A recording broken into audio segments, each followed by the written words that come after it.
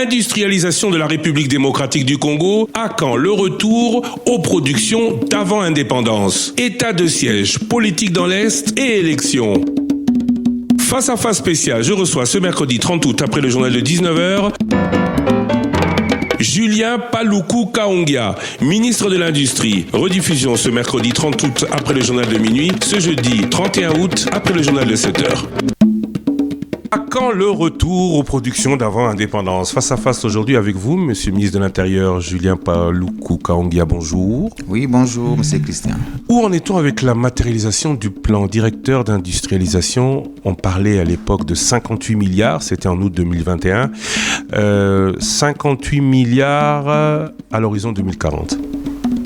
Oui, exactement. Vous voyez, 58 milliards à l'horizon 2040, ça vous fait pratiquement 15 ans.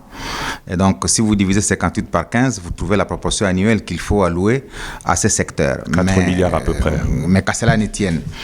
Les chefs d'État au Niger ont adopté une disposition importante pour dire qu'à partir de 2024, il faudrait que tous les États africains commencent à allouer plus ou moins 10% de leur budget au développement industriel. Un peu à l'instar de ce qui était adopté à Maputo pour l'agriculture.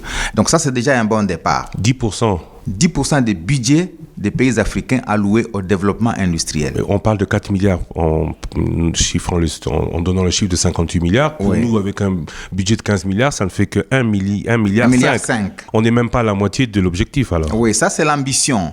Mais évidemment, entre l'ambition et la réalisation, il y a des choses qui doivent se faire. Alors, mais qu'est-ce qu'on a fait ? Parce que vous nous dites, il y a un plan d'industrialisation, mais qu'est-ce qui est fait? Est-ce que les 58 milliards sont mis en mouvement? Je dois dire que lorsque vous lisez le plan directeur d'industrialisation, il y a 6 composantes principales. Et vous savez, un gouvernement, ce n'est pas seulement un ministère sectoriel, c'est l'interministérialité. Nous travaillons avec les infrastructures, nous travaillons avec le ministère de l'électricité, nous travaillons avec le ministère de l'agriculture. Et donc, lorsque vous prenez cette schématisation de ce qu'il faut faire au niveau du plan directeur, vous vous rendez compte que ce n'est pas seulement le ministre de l'Industrie qui doit réaliser le plan, mais c'est l'ensemble des ministères interconnectés en fait qui arrivent à réaliser cette ambition. Alors la composante principale dans le plan directeur d'industrialisation, ce sont les zones économiques spéciales. C'est la 6e composante parce que le plan a 6 composantes. Et lorsque vous faites un tour sur l'ensemble de la République, vous vous rendez compte qu'il y a plus de 6 zones économiques spéciales qui sont en chantier. La première zone, c'est celle de Maluku, qui est ici à Kinshasa. La deuxième, c'est la zone Kinmalebo, qui sera essentiellement consacrée à l'exploitation du bois, parce que vous savez, tout ce que nous importons en termes de tables, d'armoires, de lits, nous vient de la Chine, avec bien évidemment les grumes que nous amenons dans ces pays-là. Mais maintenant, la zone va nous permettre d'interdire l'exportation des grumes, mais plutôt de les orienter vers la zone Kinmalebo pour que nous puissions traiter à 80% les bois congolais. La 3e zone se trouve dans la zone équateur, qu'on appelle la zone économique Miluna. On l'appelle en anglais les Green Economic Special Zone. C'est une zone essentiellement agricole où on va transformer effectivement, comme c'était à l'époque, tous les produits issus du palmier, du cacao et du café, et on a déjà accordé le statut à cette zone de Miluna qui est tenue par une grande famille, la famille Hollande, qui est basée effectivement à Guaka, c'est dans le sud du Bangui. Et l'ambition effectivement du gouvernement, c'est de permettre l'ouverture vers le corridor ouest. Quand vous quittez Miluna, vous arrivez au port d'Akula sur la rivière Mongala, il y a une route qui arrive jusqu'à Zongo, elle est de 350 km. Il y a un pont qui relie Zongo à Bangui, et de là, vous débouchez sur la République centrafricaine, sur le Cameroun. Donc l'ambition de cette zone économique spéciale, c'est d'ouvrir les corridors qui part de la RDC vers la RCA et puis le Cameroun, et prendre tous les marchés de l'Afrique de l'Ouest. Et quand vous descendez vers la partie sud, vous voyez dans la zone du Katanga, qui est essentiellement une zone minière, c'est essentiellement une zone qui va être consacrée à la transformation de nos minéraux. Parce que lorsqu'on voit un peu la valeur que nous captons sur nos richesses minières, nous ne captons que 3% de la valeur marchande de nos minéraux. Imaginez-vous, si nous exportons pour 1 milliard, ça veut dire nous captons près de 30 millions seulement de dollars comme pays. Mais lorsque la zone va être opérationnelle, eh bien, nous allons élever le niveau de captage de nos ressources minières au moins à à 20-30% parce que nous aurons donné une valeur ajoutée à nos minerais. Imaginez-vous, lorsque vous avez le cuivre que vous vendez ou le cobalt que vous vendez aujourd'hui à un prix X, ce prix reste, soit il fluctue, il quitte de 50 000 dollars la tonne, parfois il est à 40 000 dollars la tonne, mais les matières pour lesquelles on fait le cobalt, on utilise le cobalt, le coltan, et ne changent pas. Oui, c'est ça, c'est le prix du brut. Voilà. Alors maintenant, nous disons, on transforme localement, et c'est le sens du vaste projet cher au président de la République, c'est celui des batteries et véhicules électriques qui sera installé dans la zone du Katanga pour transformer et le cobalt, et le nickel, et le manganèse, et le lithium, parce que nous avons aujourd'hui les grandes réserves de lithium en dehors de la réserve de Greenbush qui est basée en Australie. Et donc, voilà cet écosystème ajouté à celui de l'Est, où nous avons une zone en chantier à Moussienene, c'est au Nord Kivu, qui va essentiellement prendre tout ce que nous avons comme produits agricoles de l'Est qui ne sont pas transformés parce que nous consommons tout, et de l'Ouganda, et du Rwanda, et du Kenya. Mais pour faire face à ça, il faut une zone qui nous permette de pouvoir transformer localement les produits. Et il y a une opportunité que la Chine nous a offerte, c'est celle de l'industrie du piment. Peut-être que ça va surprendre beaucoup de gens. Eh bien, la Chine demande à la RDC 50 000 tonnes de ciment transformé.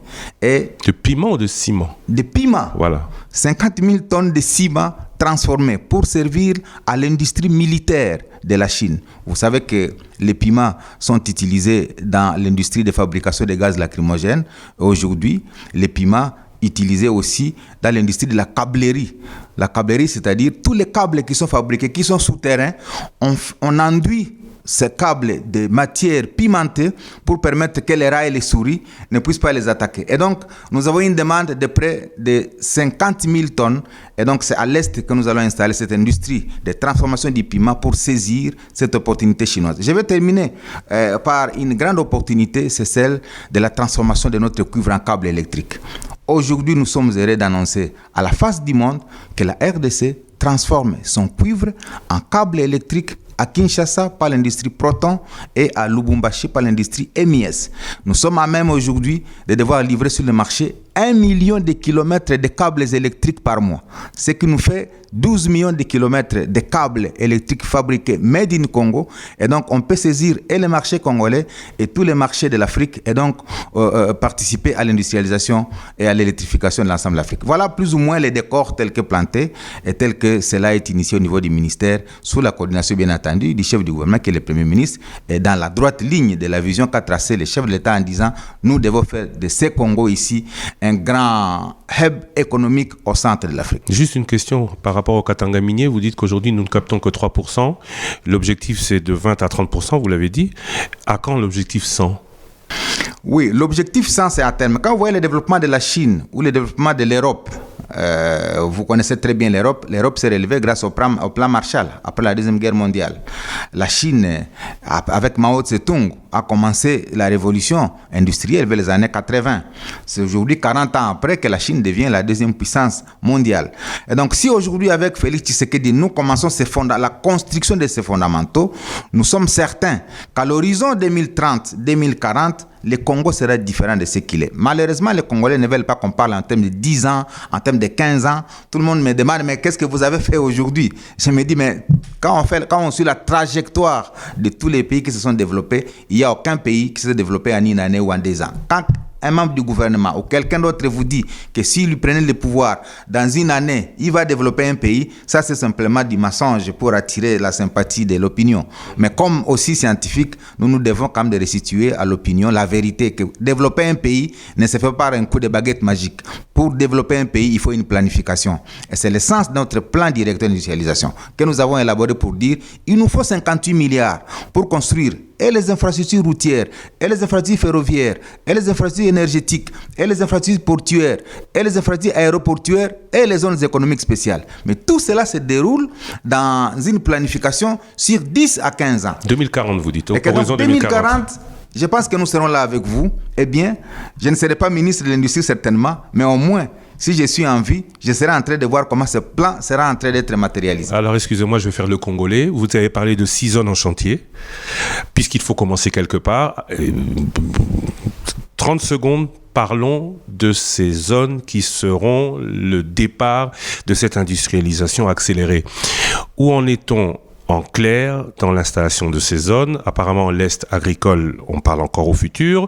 Le Katanga minier, on en parle encore au futur. L'Équateur agricole, c'est encore au futur. Les 2 zones à Kinshasa commencent à se matérialiser. Mais à quand ces 6 zones effectives? Oui, toutes ces zones dont on parle, ce n'est pas au futur. À Kinshasa, la zone est déjà opérationnelle. Il y a des unités industrielles qui s'y sont installées.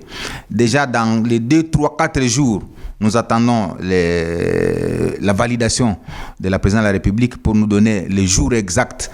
Dans ces 6 jours qui viennent après cette émission, vous serez informés de quand est-ce que nous allons lancer la première production dans la zone pilote de Maluku. On l'a appelée zone pilote pour donner des indications qu'il faut commencer quelque part. Parce que si on embrasse les tout à la fois, il y a des risques qu'on ne réalise rien. Voilà pourquoi nous avons appelé cette zone la zone économique spéciale pilote de Maluku. On y commence la production dans les 6 jours qui suivent. Je pense que Top Congo sera invité pour couvrir l'événement et livrer à la face du monde les premiers matériaux de construction made in Congo, les carreaux, les faïences, et désormais limiter la facture d'importation. En mai 2024, nous allons vous produire les premiers produits Pepsi made in Congo, ici à Kinshasa. C'est peut-être du jamais vu. Quand vous allez vers l'Équateur, ce n'est pas une zone du futur. Eh bien, on a commencé la torréfication du café, la transformation du cacao. Et à Goma, on a commencé la transformation du cacao en chocolat. Je pense que vous avez souvent été à Goma ou d'autres qui y sont. Ils savent que déjà on peut prendre du chocolat made in Congo. C'est pas du chocolat de la France, c'est pas du chocolat de l'Italie, c'est pas du chocolat de la Chine ou des États-Unis. Quand vous descendez dans d'autres espaces, comme je l'ai dit à Lubumbashi, c'est du concret. On a commencé la production des câbles électriques, ce n'est pas le futur. Donc, mais bien évidemment, les attentes de la population sont nombreuses. Et il n'est pas possible qu'en 2, 3 ans, 4 ans, on arrive à réaliser ou à atteindre les objectifs qu'on s'est assignés. C'est dans une planification sur un horizon tel que je l'ai indiqué ici qu'on peut arriver à réaliser un programme. Donc, nous sommes sur ces chantiers-là et je crois que petit à petit, les gens vont commencer à avoir des produits made in Congo être faits ici et ça va faire la joie de l'ensemble de ces sceptiques-là qui croyaient que les Congolais ne font que des discours, ne font que parler. À l'industrie, c'est du concret et je pense que tout le monde va s'en rendre compte bientôt. Mais pour ces objectifs à court terme annoncés récemment, vous avez même vous-même parlé de Kinmalebo. C'était 6 mois d'installation, on en parle depuis 2021, où en est-on? Une zone, pour qu'elle s'installe, premièrement, il faut des études de faisabilité. La zone de Kinmalebo est en train de faire ses études de faisabilité parce qu'une zone ne fonctionne pas sans qu'il y ait attrait de capitaux étrangers ou de capitaux nationaux. C'est-à-dire, quand quelqu'un veut investir à Kinshasa, dans le secteur du bois, dans la zone Kinmalebo, il faut qu'il dispose de l'étude de faisabilité qui montre réellement que la zone est attractive. Quelqu'un ne peut pas venir jeter ses capitaux ici dans une zone parce que simplement il en a. Non, quelqu'un veut avoir une étude qui démontre le niveau de rentabilité de son commerce, de ses activités, comment il va gagner, parce qu'il ne vient pas jeter l'argent parce que les Congolais ont des beaux yeux. Non, il vient comme capitaliste pour s'installer ici. Il doit étudier les marchés. Il doit savoir s'il livre les biens à la population quinoise, quel est le niveau de quinoa à s'approprier la production. Et il doit étudier en dehors de Kinshasa quel est l'autre marché qu'il peut capter, c'est-à-dire les marchés au niveau intérieur et au niveau extérieur, parce qu'une zone économique spéciale a aussi pour ambition non seulement de satisfaire la demande locale, mais également de devoir faciliter les exportations pour que des rentrées de devises se fassent au niveau du pays et ainsi aider à stabiliser la monnaie. Donc c'est ce qui se passe dans la zone de Kinmalebo où on est au niveau des études de faisabilité, au niveau de l'aménagement de la zone, et dès que les études sont faites, à l'instar de ce que j'ai visité d'ailleurs au Cameroun, dans la zone, disons au Gabon, dans la zone économique spéciale d'Nkok, c'est à ce moment-là, lorsque les études sont faites, que l'aménageur qui est à Rise va maintenant faire un appel à investisseurs aussi bien nationaux qu'étrangers. Vous avez tout à l'heure dit attrait de capitaux étrangers d'abord, vous avez dit nationaux ensuite. Serait-ce un lapsus révélateur de la réalité du Congolais? Vous êtes à la tête de ce ministère depuis 4 ans. Combien d'industriels, le président avait dit que c'était un de ses objectifs, combien d'industriels ont été créés ou installés concrètement? Et je parle d'industriels particulièrement congolais. Nous avons trouvé la RDC en 2019 avec 525 unités industrielles. Aujourd'hui, nous sommes à près des milliers d'unités industrielles, près de 1000 unités industrielles. Donc, je pourrais être concret, c'est autour de 800 unités industrielles qui sont disséminées à travers la République. Et donc, la structure gouvernementale qui a aidé à la promotion effectivement de ces unités industrielles, c'est le Fonds de promotion de l'industrie. Vous savez que le fonds a été créé en 1989. Ça fait maintenant presque 34 ans que ce fonds a été créé et les gens se demandent, mais qu'est-ce qu'on en a fait? Parce que chaque jour, il y a des prélèvements qui sont faits sur les importations et sur les exportations. Mais quand nous sommes arrivés à la tête de ces ministères, bien évidemment, le président de la République nous a demandé de réellement faire de ce fonds un fonds qui fait la promotion de l'industrie congolaise. Est-ce qu'il le fait vraiment? Voilà pourquoi nous avons identifié un problème majeur, c'était l'accès au crédit. Les taux d'accès au fonds du FPI étaient situés entre 10 et 12%. Autant que les banques. Autant que les banques. Et donc, ça ne pouvait attirer personne. Et lorsque nous sommes arrivés, les institutions étaient claires. Nous avons rabattu les taux d'accès au crédit du FPI à 6%, s'il vous plaît. Ça n'existe nulle part dans aucune banque congolaise. Et pour les entreprises des jeunes et des femmes, nous avons ramené les taux d'accès au crédit à 4%. C'est-à-dire, lorsque vous êtes un jeune, avec votre initiative, avec votre entreprise que vous voulez créer, eh bien, peut-être les gens n'ont pas cette information, mais on a communiqué suffisamment sur ça. Eh bien, il vous faut seulement présenter votre dossier et remplir les conditions telles que les FPI les demandent et seulement payer annuellement 4%. Si vous êtes un jeune ou une femme. Pour les autres, on a rabattu cela à 6%. Voilà pourquoi il y a beaucoup d'unités qui sont nées. Quand vous allez dans le Congo central, par exemple, nous avons identifié qu'il y avait un problème. L'industrie du ciment qu'on a installée là-bas posait un sérieux problème d'emballage. C'est-à-dire qu'on continuait à importer les emballages de l'Occident ou de l'Europe ou de la Chine, ce qui nous faisait beaucoup de millions de dollars qui sortaient chaque année. Et donc, le FPI a dû financer une unité de fabrication des emballages, à la fois du ciment et des produits agricoles. Et aujourd'hui, cette unité industrielle existe à Kimpese, avec une capacité de production de 40 millions de sacs d'emballage ici au Congo. Made in Congo, ce n'est pas question d'importation de oui, mais est-ce que vous avez beaucoup de tel exemple de réussite avec le FPI? Le FPI, à l'origine, vous avez dit début des années 80, ce n'était pas un fonds créé pour durer, c'était un fonds qui devait rapidement se transformer en banque d'investissement. D'où l'ambition qu'il faisait naître dès sa création. Comment est-ce que de ce FPI qui a beaucoup été décrié, c'était beaucoup d'argent débloqué, on a vu qu'il y a eu beaucoup de scandales à ce sujet, on peut réellement se dire que l'argent que chacun paye à l'importation de ces biens servira réellement à l'investissement? Bon, on ne revient pas sur les scandales, on revient sur ce qu'on fait. C'est-à-dire, ce qu'on fait, c'est quoi? C'est de faire en sorte que désormais les fonds du FPI servent à la promotion de l'industrie. Je vous cite un exemple. Deuxième exemple, vous allez au sud Kivu. Il y avait une sucrerie qu'on appelle la sucrerie de Kiliba à l'époque, parce que nous importons du sucre de partout. Mais avec les fonds aujourd'hui, eh bien, on a injecté des capitaux dans la sucrerie de Kiliba, qui ne s'appelle plus sucrerie de Kiliba, qui est une sucrerie du Kivu aujourd'hui. Et aujourd'hui, la sucrerie est en train de renaître avec un encadrement de plus de 1600 planteurs de canne à sucre par les fonds que le FPI a injectés. Lorsque vous allez à l'espace Kasaï, par exemple, vous avez la construction de la centrale photovoltaïque de Chipuka. Parce qu'on a constaté qu'on ne peut pas industrialiser un Mbuji-Mayi et environ sans l'électricité. Et même l'Amiba a des problèmes d'électricité. Et donc aujourd'hui, nous sommes en train de financer via les FPI la centrale de Chipuka qui a une capacité de 10 MW. Lorsque vous descendez, je l'ai dit tout à l'heure en introduction, dans l'espace Katanga où on transforme le cuivre, c'est le FPI effectivement, qui a financé cette entreprise qui produit aujourd'hui les câbles électriques. Dans le même espace du Katanga, il s'est posé un problème d'importation des œufs.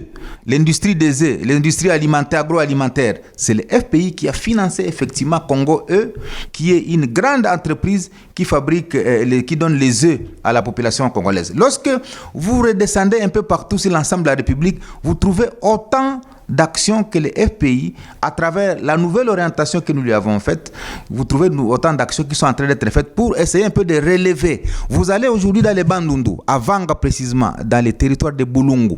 Nous allons aussi solliciter le président de la République pour qu'il nous donne l'accord par rapport à son agenda pour inaugurer pour la première fois une usine de transformation de l'huile de palme, de fabrication de l'huile palmiste, de fabrication du biodiesel même. C'est ici au Congo. Eh bien, c'est par les fonds que le FPI a injecté dans l'entreprise qu'on appelle Krisnovich, et c'est dans les Bandundu, qui encadre plus de 3000 planteurs de palmiers et qui aujourd'hui sont heureux de voir toute leur production être transformée dans les Bandundu. On va avoir l'huile raffinée, on va avoir l'huile palmiste, on va avoir les savons, on va avoir tout pour mettre fin à l'importation de l'huile de palme qui alimente Marsavco à partir de la Malaisie.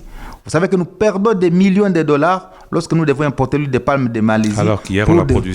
Pour devoir servir Marsavco. Et donc, cet écosystème-là qui est fait au niveau du ministère de l'Industrie, c'est pour permettre finalement de créer des richesses chez nous. Parce que quand nous faisons le commerce avec l'étranger, nous développons l'industrie des autres. Nous créons les richesses chez les autres, nous créons de l'emploi chez les autres. Mais maintenant, avec ce que je vous dis ici, en moins de 5 ans, vous voyez... C'est seulement l'échantillon, parce qu'on ne peut pas dans une émission dérouler tout ce que nous sommes en train de faire. Nous sommes un gouvernement, eh bien on ne peut pas en une émission de 30-45 minutes dérouler l'ensemble des réalisations qui ont été faites. Tout ça via le FPI qui ne s'est pas encore transformé en banque d'investissement, on y reviendra peut-être plus tard.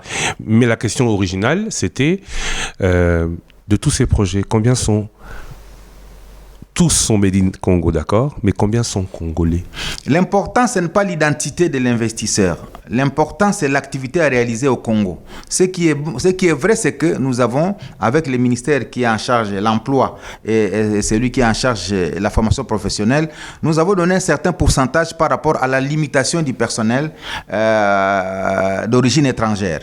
C'est-à-dire, au-delà de 20%, on ne peut pas accepter effectivement qu'une entreprise soit essentiellement composée des étrangers. Plus de 80%. Et donc 80% doivent être essentiellement des Congolais. Et c'est tout à fait normal. Mais, lorsque nous avons une nouvelle technologie, on ne peut pas dire qu'on va recruter des Congolais quand on sait peut-être qu'ils n'ont pas la technologie. Et ce que nous avons donné comme innovation, c'est que dans chaque zone économique spéciale, nous allons y installer une école de transfert de technologie. Donc à Maluku, il y aura une école qui va, même si les Chinois sont là pour produire les carreaux, même si les Indiens sont là pour produire les produits Pepsi, même si les autres seront là pour l'industrie pharmaceutique, il y aura une école qui va former les Congolais pour qu'à l'horizon de 5 à 10 ans, nous nous rassurions qu'on diminue de plus en plus la main-d'œuvre étrangère pour la remplacer par les local content, comme on l'a dit, c'est-à-dire le contenu local qui aura été formé dans des écoles ouvertes dans chaque écosystème économique qui se crée. Vous êtes très à l'aise pour parler de la main-d'œuvre, 80% congolaise, mais l'investissement, un chiffre en termes au niveau du FPI, combien de Congolais, quel est le ratio nationaux étrangers? Les ratios au niveau des capitaux qui sont donnés au niveau du FPI, essentiellement les capitaux sont livrés aux Congolais. Essentiellement aux Congolais. Mais comme vous le dites, comme vous le savez, quand un étranger a une entreprise de droit congolais installée au Congo, cette entreprise de droit congolais accède à tous les fonds. C'est-à-dire, on ne peut pas dire parce que quelqu'un est étranger n'accédera pas aux fonds alors qu'il a une entreprise de droit congolais. Et vous savez que la loi sur la sous-traitance demande effectivement que dans tous les capitaux qui se meuvent dans le pays, au moins on se rassure que les Congolais font partie de ceux qui ont certaines actions. Et donc, c'est une interpellation que nous faisons aussi aux Congolais. Parfois, les Congolais veulent seulement voir les étrangers venir. Quand on dit on ouvre une zone économique spéciale, elle n'est pas une zone ouverte aux étrangers. C'est une zone ouverte à tout le monde. Mais ce que nous constatons, c'est que les Congolais aiment plus le commerce que l'investissement. En fait, le commerce, quel est l'avantage du commerce? C'est que chacun, il voit son argent à chaque mouvement. Il peut vendre aujourd'hui et le soir, il sait qu'il a ses $1,000 en poche. Tandis que l'investissement, c'est qu'on voit l'argent en poche que 5 ans plus tard. Et beaucoup de Congolais n'ont pas cette culture d'investissement sur 5, 10, 15 ans. Ils pensent que c'est de l'argent perdu. Alors, la culture que nous voulons enseigner partout, c'est d'appeler les Congolais à développer davantage la culture d'investissement. On ne peut pas développer un pays par le commerce. On développe un pays par l'investissement à long terme. Construire les fondamentaux et se projeter sur 10, sur 15 ans et commencer maintenant à avoir en retour les fruits de l'investissement. Si nous nous mettons dans cette optique-là, eh bien, nous allons voir ce Congo se réveiller d'ici 5-10 ans. Et cela a affecté même la population. Dans la perception de la population, vous voyez les gens me demander, mais qu'est-ce que vous avez fait? Combien d'industries nous pouvons compter à votre actif? Je me dis, effectivement, c'est cette perception trop simpliste du développement du pays qui a affecté l'ensemble de la population. Le sens de planification a disparu. Je donne un exemple très banal pour que les auditeurs me comprennent, ou les téléspectateurs. Même quand on se marie, il faut 9 mois pour avoir un enfant. Et Dieu seul sait si en 9 mois tout le monde a un enfant. Il y en a qui font 5 ans, il y en a qui font 10 ans, il y en a qui font 3 ans. Donc, de la même manière, un projet, lorsqu'il naît, il ne peut pas produire les produits, si vous voulez, ou les fruits dans les mois qui suivent. Il faut la construction des fondamentaux, il faut des études de faisabilité, il faut la certitude que les capitaux qui seront investis vont avoir une rentabilité. Donc, il faut autant de paramètres pour qu'on en arrive. Vous savez, la zone de Maluku, la zone économique spéciale date de 2012 et la loi sur les zones économiques spéciales a été votée par le Parlement en 2014.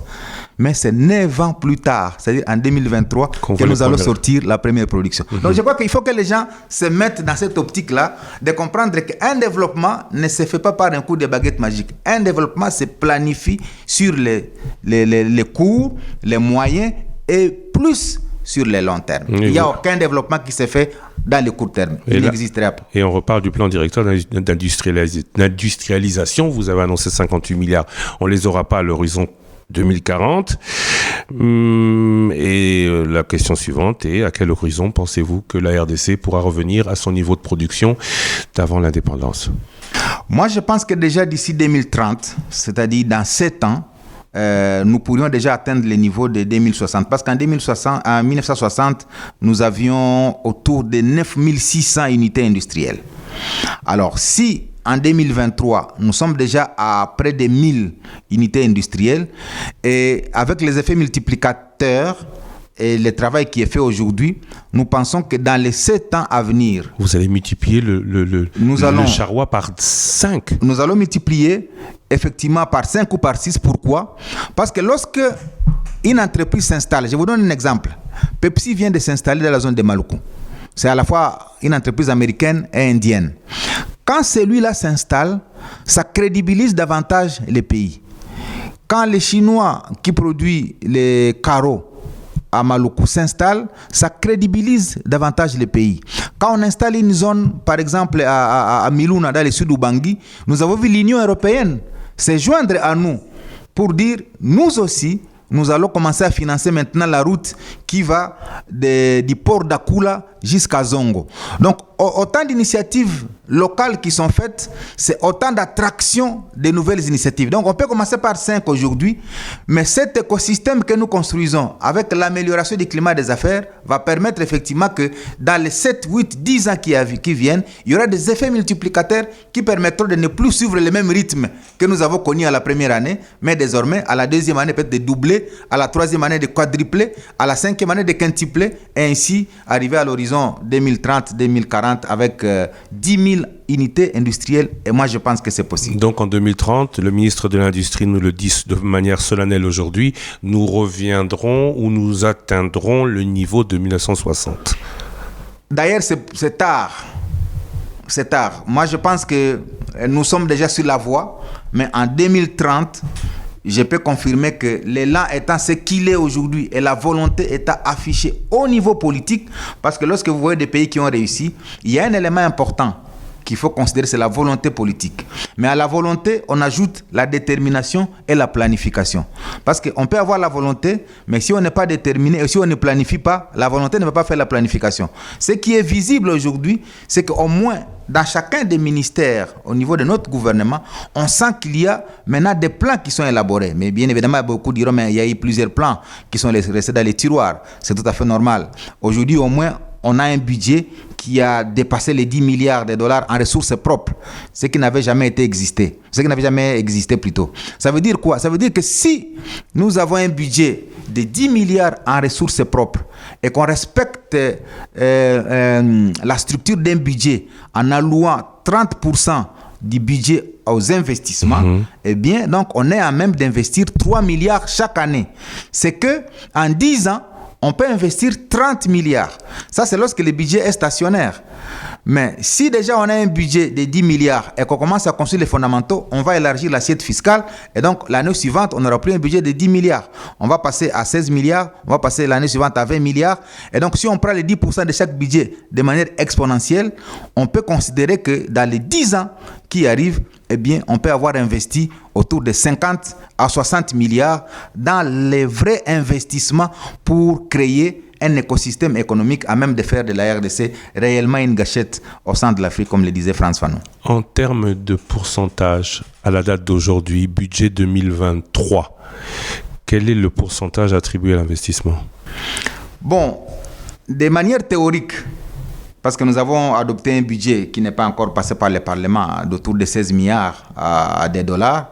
Je sais qu'arrivé au Parlement, peut-être qu'on peut le remonter à 18, c'est l'autorité budgétaire, ou à 20, on ne sait pas. En termes d'investissement, théoriquement, c'est 49%, selon la présentation du ministre du Budget, alloué à l'investissement. Et ça, c'est une avancée significative. Donc, si nous avons un budget autour de 10 milliards, disons, en ressources propres, parce que moi, je prends les budgets composés des ressources propres au gouvernement, mais également des recettes extérieures. Alors, en ressources propres, si nous avons 10 à 12 milliards de dollars et que nous mettons 49% ou 45% dans l'investissement, ça nous donne autour de 5 milliards de dollars. Et je prends l'exemple des routes. Si nous voulons construire les routes dans cette fourchette de 5 milliards de dollars et que nous prenions par exemple 50% de 5 milliards, ça vous fait 2 milliards 500. Ça fait 2500 km de routes asphaltées. Impossible à réaliser en un an.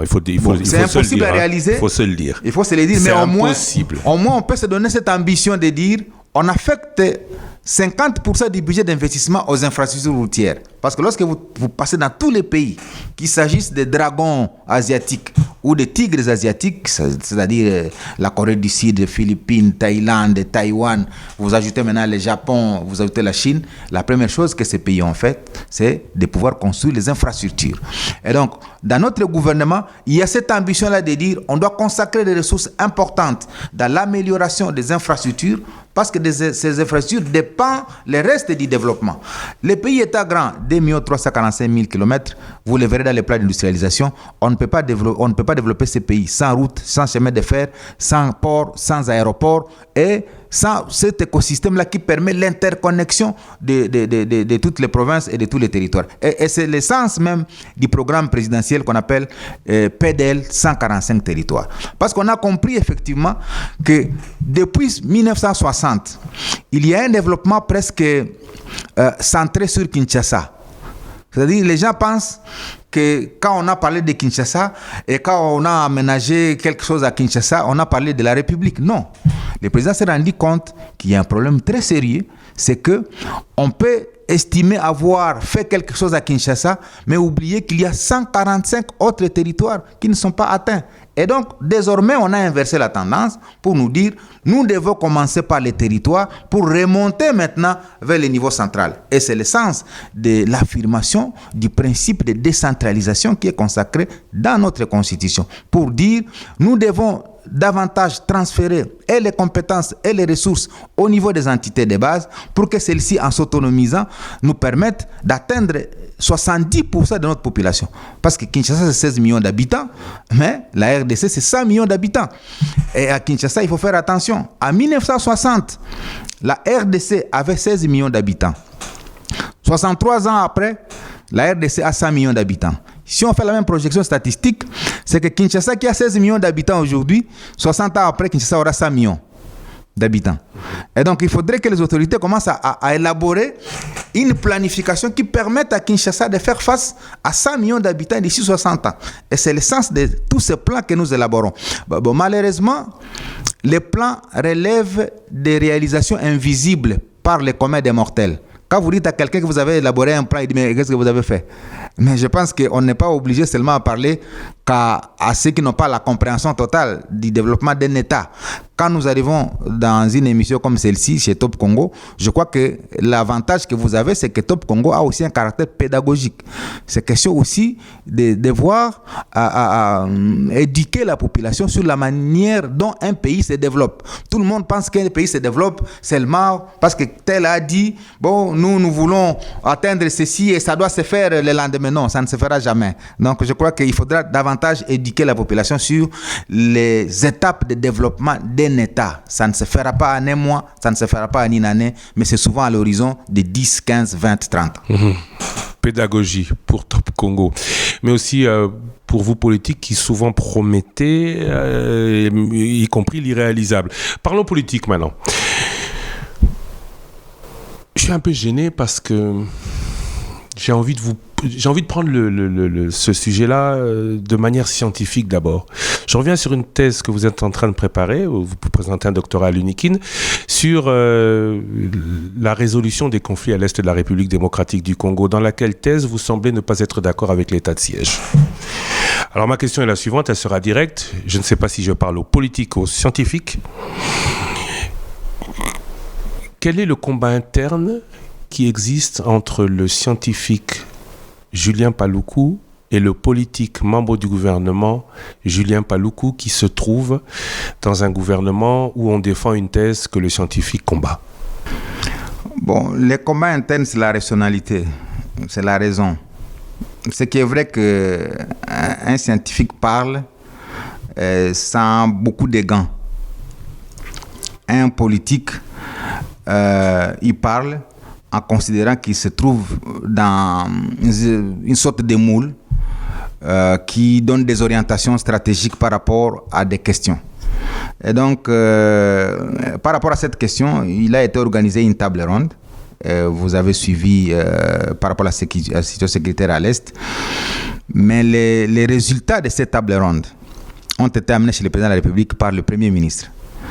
Et donc, comme membre du gouvernement, nous restons solidaires avec ce que le président de la République va prendre comme décision à l'issue de ce que les participants à la table ronde ont pu dire. Ça, c'est comme membre du gouvernement et comme scientifique? Comme scientifique, nous préparons une thèse. Nous avons défendu récemment notre mémoire de DA à l'université de Kinshasa.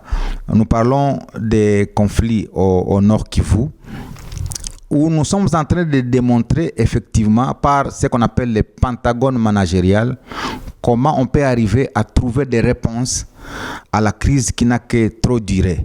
Mais je crois que par rapport à cette question, il faudra une émission pour que je vous déroule la manière dont je vois la situation sécuritaire à l'est du pays et comment j'aborde la thérapeutique appropriée pour devoir y mettre un terme. Mais sinon, si on doit aborder la question maintenant, on fera plus qu'1 heure. Non, mais à cette émission, vous voulez qu'on invite le politique ou les scientifiques? À cette émission, vous avez invité un membre du gouvernement. Une autre émission, j'essaie d'inviter comme scientifique. Et le scientifique, il sera opposé à ce que le politique aura dit? Non, il ne sera pas opposé, mais il sera rationnel par rapport aux recherches. Parce que les recherches sont têtues. Elles s'opposent aux faits politiques, aux faits sociologiques, aux faits culturels. Ce sont des recherches. Lorsque nous allons donner les résultats d'une recherche, eh bien, ça peut blesser certaines sensibilités, aussi bien politiques que sociologiques, que culturelles, mais ça reste des faits scientifiques. Et la science est faite pour ça. Vous avez été gouverneur pendant 11 ans. Vous avez vécu plusieurs guerres.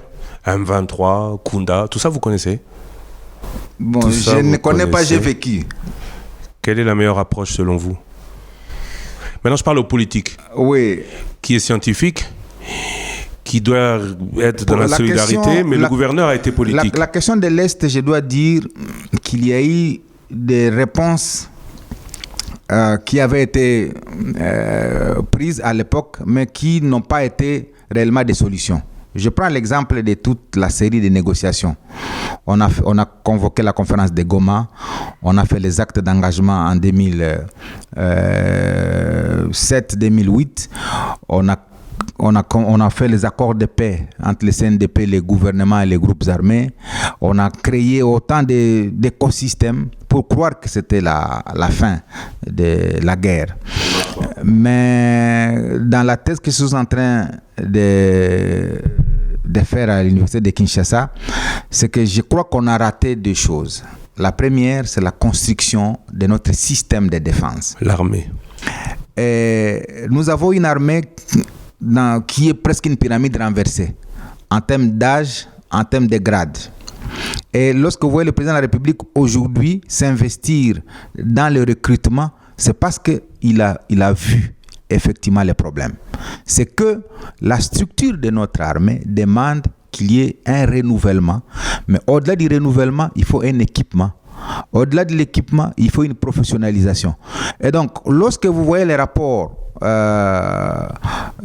des effectifs militaires dans la région, les Rwandais à 33 000 hommes, les Burundais à 35 000 hommes, l'Ouganda autour de 55 000 hommes. Mais les Rwandais, c'est 80 fois plus petit que la RDC. C'est-à-dire les ratios des militaires par kilomètre carré est d'à peu près 1 militaire au kilomètre carré. Tandis que les ratios dans d'autres pays peuvent aller jusqu'à un policier ou un militaire sur 150 km². Ce qui fait que lorsqu'on analyse scientifiquement l'occupation de l'espace par les forces de défense et de sécurité, on se rend effectivement compte que l'espace n'est pas occupé et il est favorable à l'émergence de n'importe quel type de groupe. Là, vraiment, c'est la science. Donc, l'espace n'étant pas occupé, lorsque vous voyez les ratios d'un élément de force de défense sur 150 km², ça veut dire que lorsqu'un événement se produit au 149e km², il faut qu'il soit là, alors qu'il ne peut pas y être. Et donc, il se développe dans cet espace où il n'est pas des forces supplétives. C'est ce qui explique l'émergence des groupes armés. Les groupes armés se développent dans des espaces parce qu'effectivement, il y a ce qu'on appelle la légitimité des substitutions. Oui, mais il y a une sorte de substitution. Oui, mais ces groupes armés ne se développent pas que parce qu'ils manquent de la sécurité. Ils se développent principalement parce que là où ils sont, où ils vont, il y a des richesses à exploiter. Bon, ça c'est l'iceberg qui est visible. L'iceberg visible, c'est de dire qu'il y a des richesses à exploiter. Mais lorsque vous analysez la situation de l'insécurité depuis les années 90, eh bien, il y a au-delà de cette richesse qui est à l'origine de la création des groupes armés. Il y a des facteurs sociologiques, il y a des facteurs liés à l'invasion de la République, il y a des facteurs de l'inoccupation de l'espace par les forces de défense et de sécurité, ce qui crée une autorité de fait. En fait, là où l'autorité n'existe pas, il y a une autorité de substitution qui se crée. Et donc, malheureusement, ce sont des éléments de ma thèse que je vais devoir mettre à la portée du public le jour où je défendrai. D'où l'importance peut-être de l'état de siège pour renforcer la présence de l'armée. Je ne vous demande pas de répondre puisque le ministre risque de s'opposer aux scientifiques. Vous avez dit premier point l'armée, deuxième point ? Deuxième point, c'est la police. Parce que même si l'armée a pour mission l'intégrité du territoire, mais lorsqu'elle a fait son travail, il faut que derrière elle, il y ait des unités maintenant qui occupent l'espace. Et ce sont les unités de la police nationale. Et nous sommes heureux aujourd'hui que le vice-premier ministre et le ministre de l'Intérieur ait lancé officiellement le recrutement de près de 11 000, je crois, policiers sur l'ensemble de la République. Mais moi, je crois qu'il faut aller au-delà de ça. C'est déjà un début. Mais lorsque vous voyez l'espace et que vous faites les ratios 2 millions de kilomètres carrés sur 11 000 policiers, vous voyez les ratios du policier par kilomètre carré. Et donc, il est important que nous, dans la planification, au niveau des questions sécuritaires, nous commençons à réfléchir comme d'autres. D'autres réfléchissent par rapport à l'occupation de l'espace par les unités de défense. C'est-à-dire, Nous sommes des millions de kilomètres carrés. Comment nous pouvons occuper militairement et policièrement, si je peux le dire comme ça, notre espace? À ce moment-là, nous pourrions maintenant organiser un recrutement en fonction de l'occupation réelle de l'espace et de nous rassurer que nous avons maîtrisé tout cet espace et qu'aucun élément ne puisse s'y développer pour se substituer à l'État, parce qu'il y a seulement l'absence de l'autorité de l'État dans certains espaces. Et là, l'état de siège, puisque vous avez parlé de l'armée et vous avez rajouté la police, pourrait être aussi ou pouvait être le résultat, mais je ne vais pas demander, ou est-ce que je peux demander au ministre qui contredira le scientifique Julien Paluku? Non, ça a été une tentative de solution à la crise. C'est-à-dire la crise a existé et il a fallu concentrer le pouvoir entre les mains des militaires, et pouvoir civil et pouvoir militaire. Ça a été une stratégie, l'évaluation a été faite, le chef de l'État a reçu les résultats des travaux par rapport à l'évaluation, eh bien, il devra rendre public la décision finale. Attendons donc. Nous devons attendre effectivement le président de la République. Mais vous avez dit ça a été, ça ne l'est plus alors.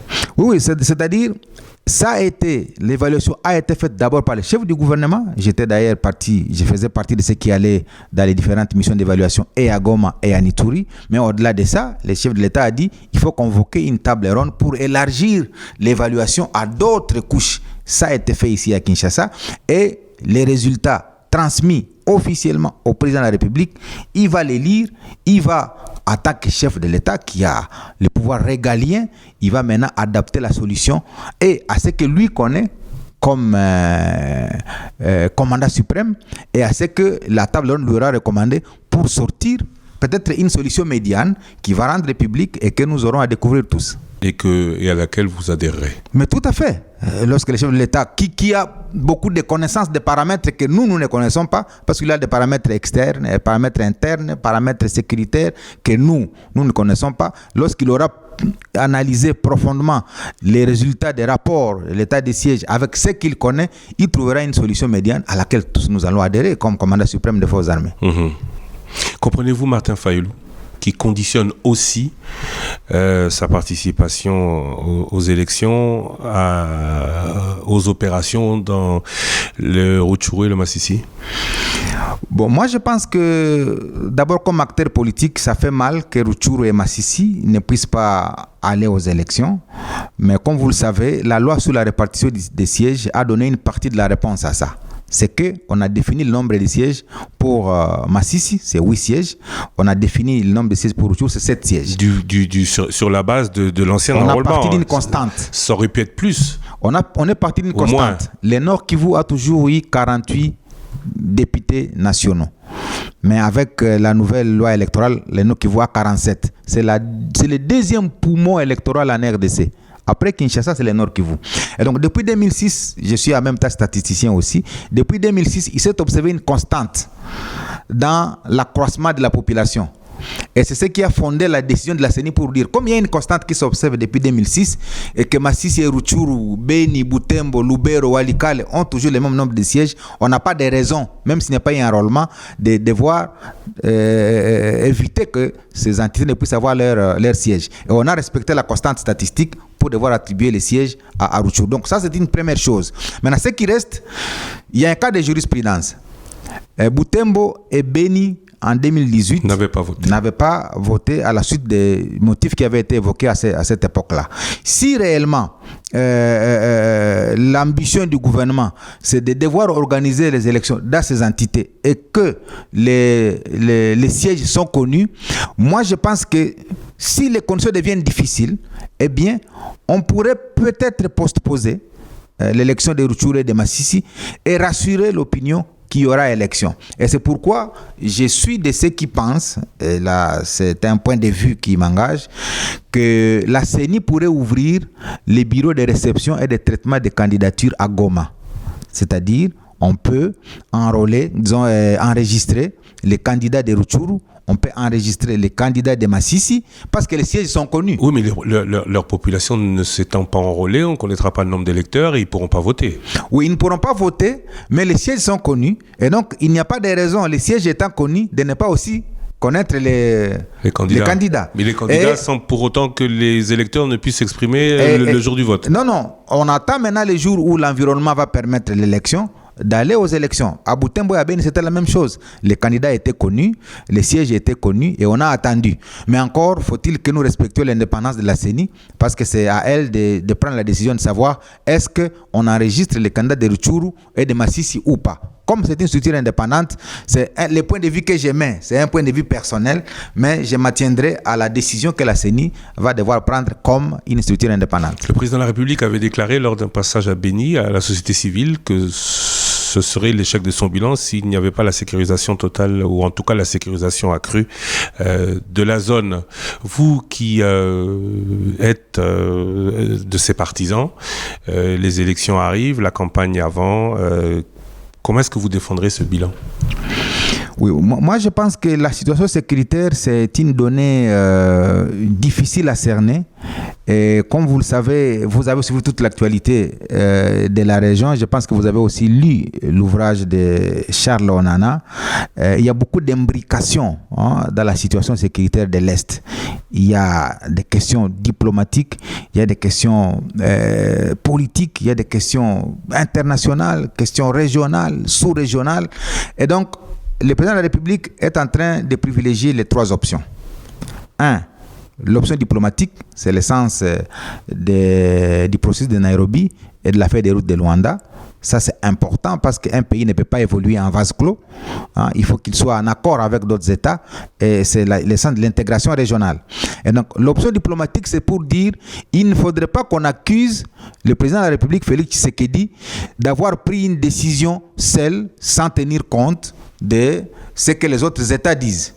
Alors, il a donné sa parole donnée pour dire, eh bien, nous acceptons que la diplomatie fasse son travail, mais politiquement, aussi c'est la deuxième option, nous devons nous intégrer tous ces groupes armés dans une démarche de démobilisation pour qu'ils intègrent la vie sociale. Mais militairement, nous devons nous préparer. Et vous l'avez suivi, la dernière conférence avec le président burundais, il a dit, eh bien, nous attendons les derniers sommets, parce qu'il privilégie la voie diplomatique, les derniers sommets de l'EAC va donner la dernière décision à prendre par rapport aux récalcitrants.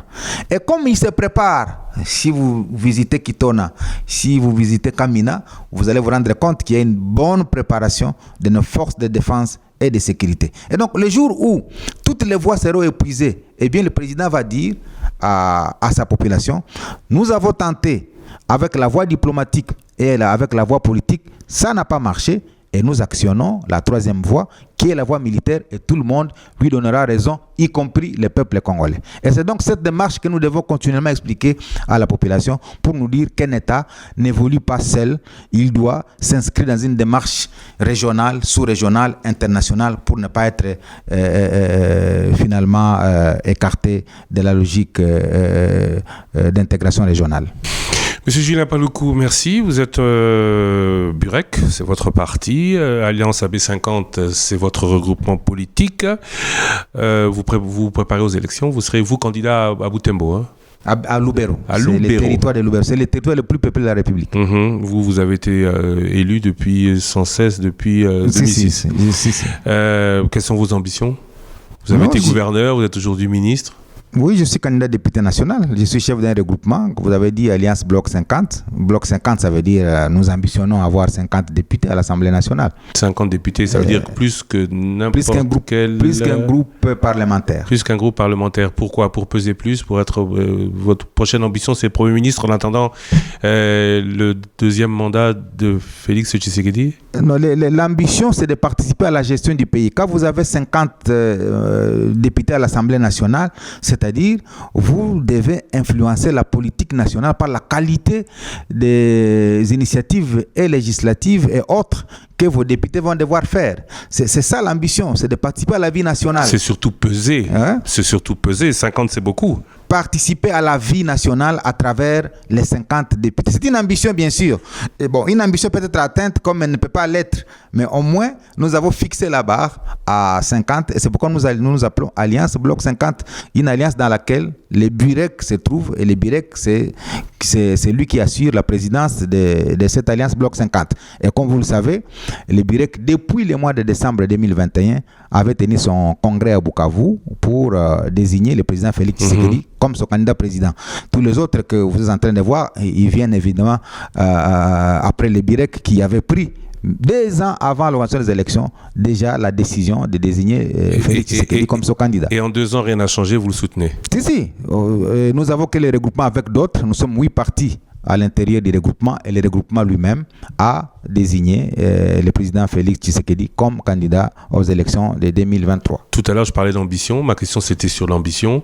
Vous êtes, on va dire, plutôt, définissez-vous vous-même d'ancrage provincial, parti oriental de la République démocratique du Congo ou sur toute l'étendue du territoire? Nous sommes un parti national. Et évidemment, chaque leader d'un parti politique a des origines. Mais la confusion que souvent l'on fait, c'est de confondre l'origine des leaders d'un parti à l'ancrage du parti. Il est vrai que je peux être du Nord Kivu, mais le parti n'est pas du Nord Kivu. La preuve, c'est que j'ai des députés du Bas-Ouélé, j'ai des députés de l'Ituri, j'ai des députés de l'espace Bandundu.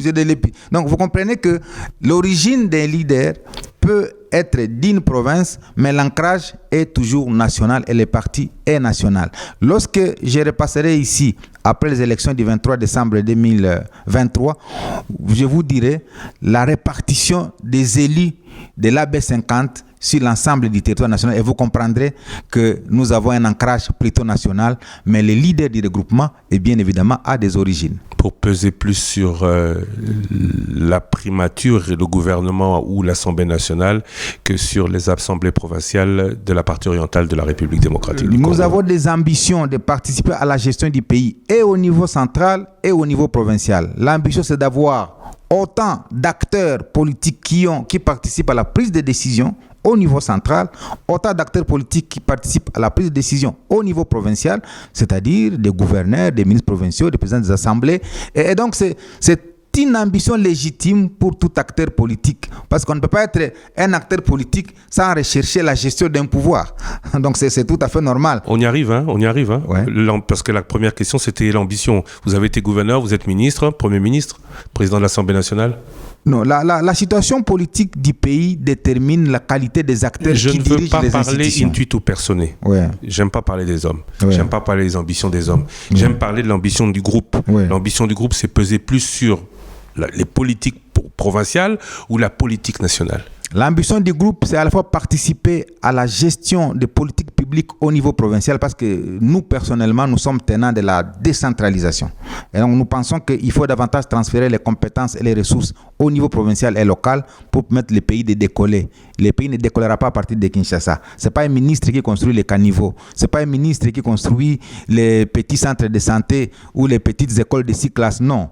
Ceux qui doivent faire ça, ce sont les autorités locales, provinciales et locales. Alors, au niveau central, bien évidemment, l'ambition, c'est de participer à la gestion des institutions, des pouvoirs. Nous avons déjà désigné notre candidat président de la République. Il reste les pouvoirs du gouvernement, il reste les pouvoirs de l'Assemblée nationale, il reste les pouvoirs du Sénat. Ce sont ces pouvoirs dans lesquels chaque parti politique doit avoir un mot à dire. Et c'est la raison pour laquelle, quand on a autant de députés, c'est pour chercher à participer efficacement à la gestion de l'Assemblée nationale, participer efficacement à la gestion du gouvernement et ainsi donner sa contribution dans l'émergence et le développement du pays.